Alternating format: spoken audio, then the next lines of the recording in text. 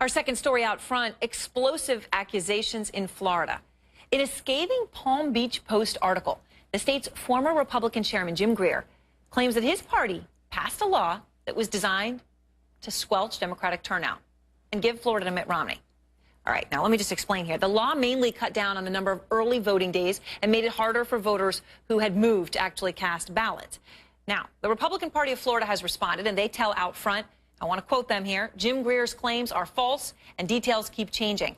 Out front, Roland Martin, CNN contributor, and Noel Nickpour, Republican strategist and columnist for the Sun Sentinel. Great to have both of you. Roland, let me start with you, though. Okay, these accusations come from Jim Greer, as we said, former boss of the party. Right. He is accused of stealing money from the party.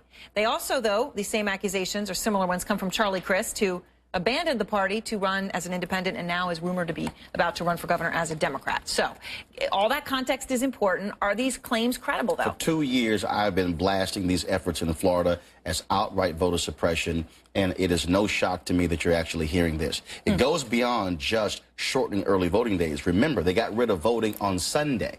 Now, in a country where you want more people voting, why would you take away a day when people would say, hey, no need for me to go to vote polls on Tuesday. I can actually vote on that particular Sunday. Well, I don't know why we vote on a Tuesday otherwise. Many of us believe they were targeting those churches that were voting en masse as well. We saw this in Ohio, in Pennsylvania, in Texas, and I've said point blank, and it's on CNN.com, I wrote a piece. The Republicans helped turnout because they ticked off a lot of black voters, Hispanic voters, young voters, and senior citizens by trying to suppress the vote. It was an idiotic thing to do, and they paid the price for it. Noah, let me ask you a question here, because we're talking about Florida, but I just wanted to play what now is an infamous soundbite from the majority leader in the Pennsylvania State Congress.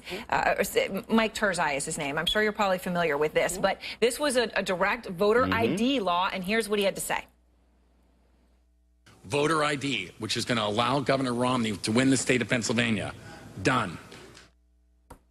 All right, obviously a soundbite, I'm sure that he probably regrets saying, but I mean, that was what he thought. Right. So do you admit there are some bad apples in the party, that there are Republicans who do think that these laws will squelch Democratic turnout? As within any party, you're going to have fraud. You're going to have people that, you know, are bad apples, like you said. But you've got to admit, these allegations that came up saying that, you know, that we suppressed, votes are coming from an ex-governor who was a Republican, switched over independent, is going to run as a Democrat against Rick Scott, who implemented this law. And you've got, you know, a guy that's a convicted felon stealing money that's basically going to say anything. There was nobody that sat in any meeting and said that we're trying to suppress minorities and blacks from voting. They did this to save money for the states, for Florida. Not buying it 1 second, because when you look at what took place in Florida and other states, they can't even explain, okay, because the first thing it was, well, I heard save money. Then I heard, well, it also was to allow the people who work the polls opportunity to take a rest in terms of voting on weekends and on Sundays. It all made no sense whatsoever.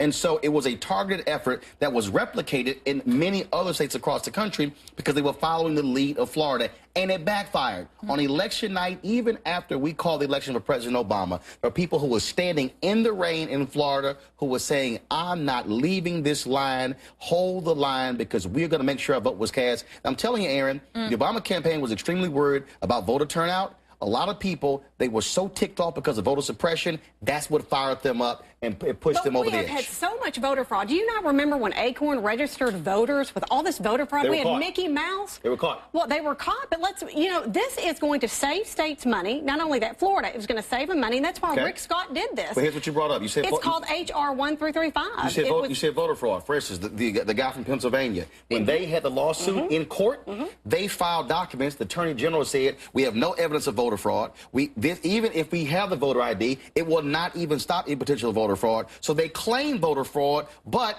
they don't have any evidence of it. And the Acorn piece, they were caught by the existing system.